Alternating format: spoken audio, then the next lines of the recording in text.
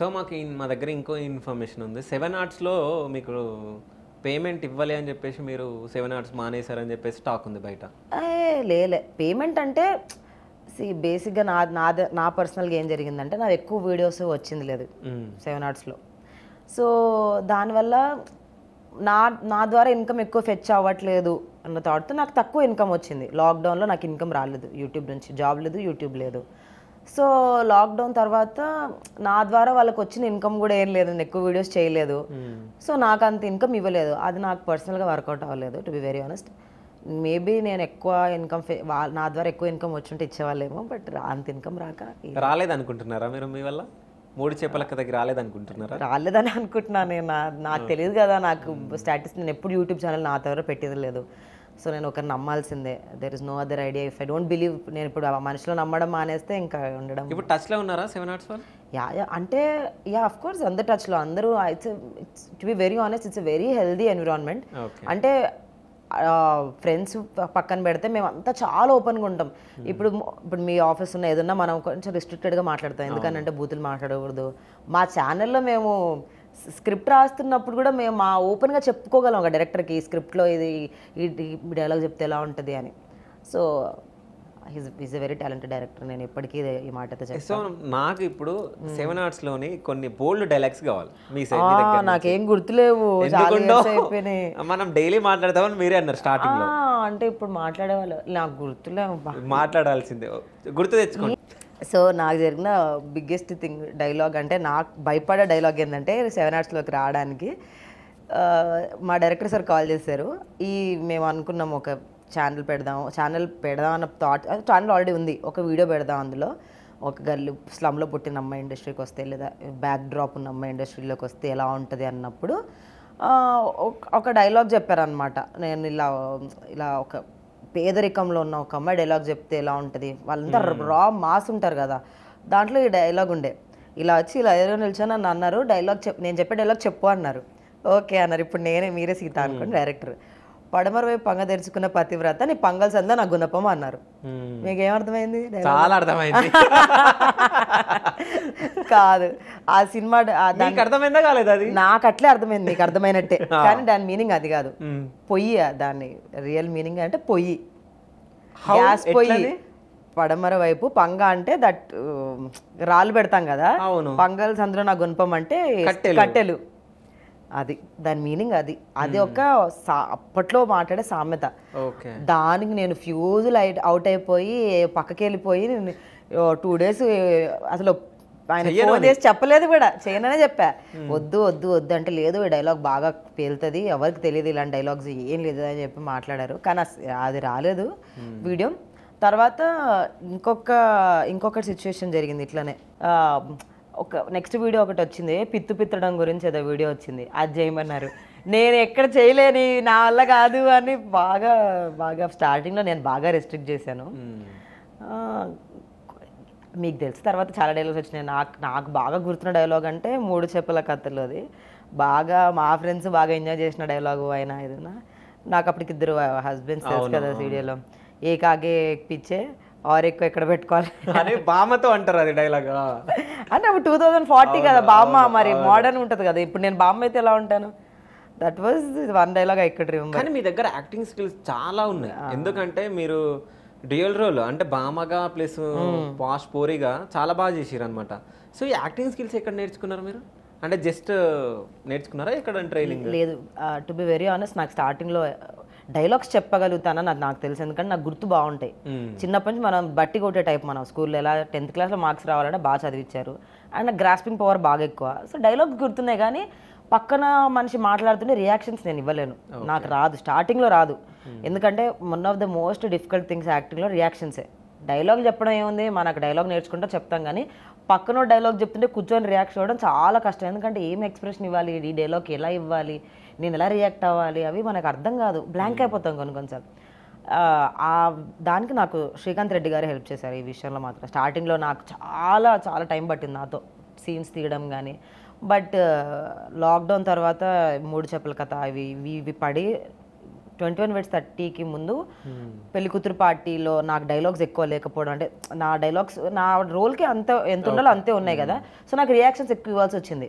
అప్పుడు నేను బాగా నేర్చుకున్నా, అది ఈయన చెప్పింది నాకు బాగా హెల్ప్ అయింది. సో దాని తర్వాత సో ఇంత బోల్డ్ మాట్లాడుతుండగా అంటే మనకు మాటలు ముందే తెలుసు, కానీ రెగ్యులర్గా మనం వాడము. ఎప్పుడో ఒకసారి కోపం వచ్చినప్పుడు మన బెస్ట్ ఫ్రెండ్స్ దగ్గర మాట్లాడతాం. సో ఇవి మీరు షూట్ చేసేటప్పుడు ఊరికే అంటే టేక్స్ తీసుకుంటా ఉంటాం, ఊరికి అట్లా మాట్లాడుతుంటే నవ్వుకుంటుండేనా, ఏం చేస్తుండే మీరు? ఫుల్ నవ్వుకుంటాం మేమైతే, ఫుల్ పగలబడి నవ్వుకుంటాం సెట్లో. మేము మామూలుగా నవ్వుకోం తెలుసా. అసలు లిటరల్గా నా లైఫ్లో సెట్కి వెళ్తే ఆ సెట్లో మేము ఏదో టెన్షన్ ద్వారా షూట్ చేసిందే లేదు, టేక్ లైన్ ఏం తిట్టింది లేదు ఎవరు మమ్మల్ని. మేమైతే మధ్యలో బస్ట్ అవుట్ అయిపోతాం, ఫుల్ బస్ట్ అవుట్ అయిపోతాం మేము. ఏ సీన్ అయినా సరే మీరు మా కావాలంటే ఎప్పుడో ఒకసారి బీటీఎస్ పెడతారు లాస్ట్కి సీన్స్ జరిగేవి, ఎంత నవ్వుకుంటామో పగలబడి కింద పడి మధ్యలో ఆపేసేసి నవ్వుతే ఏమైందని నవ్వు వచ్చింది, అందరు నవ్వుతారు సెట్లో, బాగా నవ్వుకుంటాం మేము. ఇప్పటికైనా నేను బాగా నవ్వుతాను. సో ఒక షూట్ టైంలో మీకు సరే ఫుల్ గొడవ అయింది అని చెప్పేసి అన్నారు, నిజమేనా? నాకు సరే గొడవ అయిందా? గొడవ అంటే ఒక 1 వీక్ వరకు మాట్లాడుకోలేదంట మీరు. ఎవరు చెప్పారు మీకు ఇది? ఏదో మాకు తెలిసింది. లేదు అట్లేం లేదు, 1 వీక్ వరకు ఏం కాదు, అట్లేం లేదు. కానీ గొడవ మాత్రం అయింది కదా. గొడవ అయింది అని అంటే ఇప్పుడు ఇద్దరు ఫ్రెండ్స్, మేమిద్దరం ఫ్రెండ్స్. అప్పుడు ఫ్రెండ్స్ మధ్యలో ఫ్రెండ్ అర్థం చేసుకోకపోతే ఎప్పుడైనా ఆ చిన్న, అండ్ ఆల్సో మేము ఎప్పుడు కో ఆర్టిస్ట్లమే, అంత బెస్ట్ ఫ్రెండ్స్ ఎప్పుడు కాదు, ఇప్పటికీ కాదు. We're always a good co artist. మేము మా షూటింగ్ వరకు బాగున్నాం. సో నేను దాన్ని ఫ్రెండ్షిప్ లాగా అర్థం చేసుకొని మేబీ నేనే దాన్ని మిస్యూజ్ చేసుకున్నానేమో అప్పట్లో. మరి నేను అంత ఫ్రీగా మాట్లాడడం వల్ల తను ఒకసారి హర్ట్ అయింది, హర్ట్ అయి నాతో మాట్లాడలేదు కొన్ని రోజులు. కాదు మీకు కూడా కొంచెం, నాకు కూడా కొంచెం ఏంటంటే మీకు కోపం అంట, ఎందుకంటే శ్రీకాంత్ సరే ఎక్కువ మాట్లాడుకుంటారు, మీతో ఎక్కువ మాట్లాడరు, ఎక్కువ క్లోజ్గా ఉంటారు శ్రీకాంత్ మీతో. నో అస్సలు నెవర్. నాకు కోపం ఒకవేళ ఉన్నా ఓన్లీ ఆపర్చునిటీ వైజ్ కోపం ఉండొచ్చు. నాకు ఈక్వల్ ఆపర్చునిటీ రావాలి, నాకు ఈక్వల్గా కెమెరా ముందు కనిపించాలి, నా వీడియోస్ రావాలి మీరు చూస్తుంటే. అంటే ఇండైరెక్ట్గా ఇప్పుడు మీరు చెప్తున్నారు అంటే ఈక్వల్గా మమ్మల్ని నన్ను అట్లేం కాదు. నేను జాబ్ చేయడం వల్ల మొత్తం టైం నేను 7 hours ఇవ్వలేదు, I will be very honest. సరే మొత్తం టైం 7 hours ఇచ్చింది లేదు, ఇచ్చింది కొంచెం టైమే ఇచ్చాను. సో ఆ కొంచెం టైంలో వాళ్ళు నాతో ఎంతవరకు చేయగలరో చేశారు. మీరు చూసుంటే 7 hours దగ్గర 100 వీడియోస్ ఉంటే నేను ఇండివిజువల్గా ఓన్లీ నేనున్న వీడియోస్ 8 అంతే, 7 or 8. కిరాక్ సీత 1 2 3 4 అని తీసాం కదా, దాంట్లో 7 8 ఉన్నాయి. కిరాక్ సీత 7 అనుకుంటా actually, to be very precise, అంతే నా వీడియోస్ ఉన్నది. సో నేను ఒకవేళ ఫీల్ అయ్యి ఉంటే, ఎప్పుడైనా అడుగుంటే, అంటే అడగలేదని చెప్పను, ఒక్కసారి 2 సార్లు నా వీడియోలు కూడా ఇవ్వండి అనే ఫీల్ అయ్యి ఉంటే, అది తప్పితే వాళ్ళు మాట్లాడుకుంటున్నాయి. నేను ఇప్పటికే అదే చెప్తా, ఎవరితో ఎవరు ఎలా ఉన్నా నాకు అన్నెసెసరీ, నా వరకు నాకు ఎంతవరకు జస్టిస్ జరుగుతుంది అనేది నాకు ఇంపార్టెంట్. ఇప్పటికైనా అంతే, సినిమా అయినా అంతే. వేరే నా పక్కన కూర్చుని హీరోయిన్ని నన్ను తిట్టమని కొట్టమని నాది ఏమన్నా డైలాగ్ రాసినా నాకు ఎందుకు ఇలా డైలాగ్ రాశారని అడగను. వాళ్ళని ఎందుకు నాకంటే బాగా చేస్తుంది. ఇప్పుడు నాతో పాటు ఈక్వలెంట్ రోల్ ఉండి, నా ఇద్దరు ఫ్రెండ్స్ అనుకోండి హీరోకి, నాకంటే ఒక అమ్మాయిని ఎక్కువ ట్రీట్ చేయాల్సిన అవసరం లేదు, ఎందుకంటే ఈక్వల్ కాబట్టి నాకు కూడా సేమ్ ట్రీట్మెంట్ రావాలి. కానీ నేను ఎప్పుడు అలా అడగను, నాకంటే ఎక్కువ ఎందుకు ట్రీట్ చేస్తున్నారని. నాకేం కావాలో నాకు తెలుసు. ఫుడ్, మంచి బాత్రూము, టైంకి వాటర్, నాకు అదే చాలా ఇంపార్టెంట్ అనుకుంటే ఒక అసిస్టెంట్ కావాలి. ఎందుకంటే హీల్స్ వేసుకోవడము ఏదైనా ఉంటే నాకు హీల్స్ అలవాటు లేక కాలు నొప్పి, అలా తప్పితే నేను ఎప్పుడు డిమాండ్ చేసేలేదు. కాదు, హీల్స్ అలవాటు లేక అసిస్టెంట్ ఏం చేస్తాడు, హీల్స్ మోస్తాడా మిమ్మల్ని మోస్తాడా? లేదు, ఇప్పుడు షార్ట్ అయిపోయాక చాలా దూరం నడవాల్సి వస్తుంది కదా, సో హీల్స్ ఆయనకి ఇస్తే మనం మామూలు చెప్పులు వేసుకోవచ్చు. అవి 2 పట్టుకొని ఎలా తిరుగుతాను నేను సెట్లో ఉన్నప్పుడు. సో అండ్ షార్ట్ క్లోత్స్ వేసుకున్నప్పుడు ఏంటంటే పైన జాకెట్ కానీ కింద స్టోల్ కానీ ఏదైనా ఇవ్వాలంటే మనకు అసిస్టెంట్ కావాలి. అసిస్టెంట్ ఎందుకు అని అంటారు కానీ అవసరం అప్పుడప్పుడు. అలాంటి డిమాండ్స్ చేస్తాను నేను. కాదు, ఏజ్ ఎంత ఇప్పుడు? 25 or 26. కదా, అమ్మాయిలు ఏజ్ చెప్పారు కదా, ఎట్లా చెప్తున్నారు మీరు? 1996లో పుట్టాను నేను. దాంట్లో ఏముంది, 26 ఏజ్ ఇప్పుడు. సో ఈ 26 ఇప్పటి వరకు ఇన్ని ఇయర్స్లో ఎప్పుడన్నా మీరు ఏడవడం జరిగిందా? 100 సార్లు రోజు ఏడుస్తాను నేను ఆల్మోస్ట్. అంటే కాదులే, ఇప్పుడు కాదులే, ఒకప్పుడు చిన్నప్పుడు ఏడవడం కాదు, ఒక బాధ ఉండే, అంటే మీ బావ గురించి కాదు, ఇంట్లో సిచ్యువేషన్ గురించి అంటున్నా. ఎప్పుడన్నా మసాలు ఏడ్చా. ఒక్కటి షేర్ చేసుకుంటే. ఒక్కటంటే బాధ ఎందుకు అనిపించింది అంటే, ఒకసారి నేను ఇలానే థియేటర్కి వెళ్ళా పేరెంట్స్తో వెళ్ళి, బాగా కూర్చొని బాగున్నప్పుడు ఫోటోలు దిగారు, అందరు బాగుంది, బాగా తీసుకున్నారు. ఒకసారి నా కాలు బెనికింది థియేటర్లో, అంటే చాలా క్రౌడ్ అయిపోయి థియేటర్లో. అప్పుడు బాగా ఫేమ్ ఉంది 7 hours. నాకు మొత్తం బయటికి వెళ్తే భయం వేసేట సిచ్యువేషన్ వచ్చింది. ఆ టైంలో కాలు బెనికింది. బెనికేసరికి నేను వచ్చి కూర్చున్నా. కూర్చొని ఉంటే వెనక నుంచి కావాలని నా వీడియోస్ పెట్టి మా మమ్మీ డాడీ నా పక్కన కూర్చున్నప్పుడు కావాలని నా డైలాగ్స్ పెట్టి వినిపించారు.